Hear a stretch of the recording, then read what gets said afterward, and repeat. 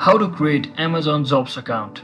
So hello guys, welcome back to my YouTube channel. In this video I'll be showing you how to create an easy Amazon Jobs account.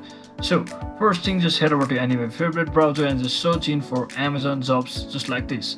So once you search in for that, just select the first link at your website.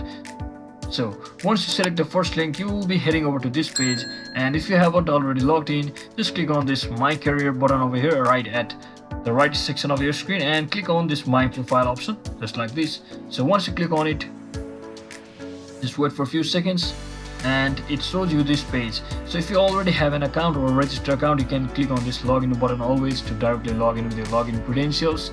So since we're creating a new account, you just have to enter your email address over here as well as your new password and confirm password just like this, and just click on this create button or create account button over here to successfully create your new Amazon Jobs account. Or alternatively, you can also use your login with a Google account or your Amazon.com account official, etc. as well.